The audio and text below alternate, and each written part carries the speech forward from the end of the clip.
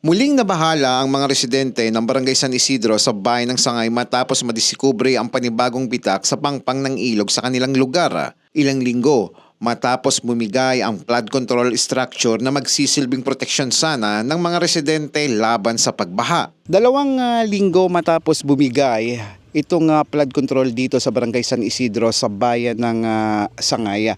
Tanong ng mga residente dito, kailan mauumpisahan ang pagkukumpuni nito dahil tila nangangamba ang ilang mga residente na halos 2 linggo na matapos ang pagkakabigay nitong flood control na ito ay nakatiwangwang pa rin sa mga oras na ito. Dito, pag umuulan po, dinaalis tong lupa.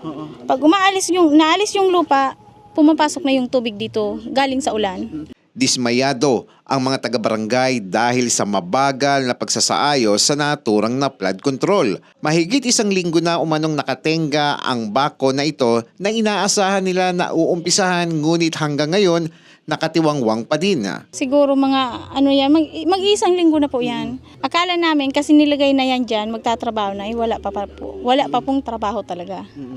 Ayon kay Punong Barangay Emmanuel Carable ng San Isidro, nakipagpulong na ang pamunuan ng barangay sa mga taga-Port Engineering Office ng DPWH kaugnay ng planong pagsasaayos ng pangunahing daan sa lugar. Ngunit nalungkot ang Barangay Council nang malaman na hahanapan pa ng pondo ang proyekto bago ito masimulan. Yun nga po ang na hahanapan ng pondo para kahit paano hindi na matuluyan pa yung iba dahil may part kasi na naman ulit diyan na gano'n na rin naman ang senaryo.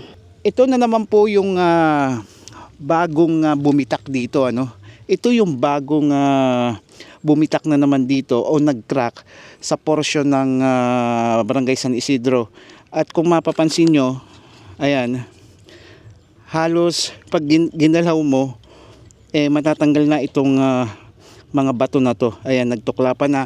At sa portion na ito, ayan, kung makikita nyo yan, nagbagsakan na. At makikita nyo ito, masyado ng delikado ito. At ito na yung mga bato na mula doon. Pinangangambahan ito ng mga residente dito sa Barangay San Isidro.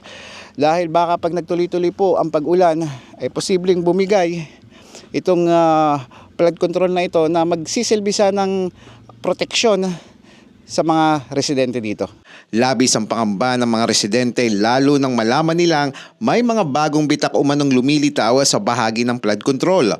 Ayon sa ilang nakatira malapit dito, nangangamba silang maaaring lumala ang sitwasyon lalo na kapag dumating ang malakas na pag-ulan. Dahil dito, muling nanawagan ang mga residente sa kinauukulan na mapabilis ang pagsasaayos ng flood control upang maiwasan ang posibleng pagbaha at panganib sa kanilang kaligtasan.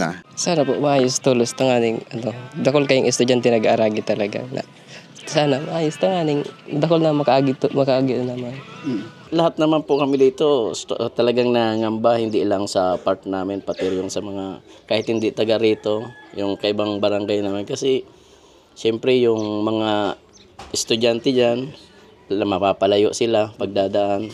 Na sana maayos kaagad para pag lumakas na yung ulan, hindi na mangangamba yung taong dumadaan dito na ganyan nga, sira na. Eli Balbin, CSN.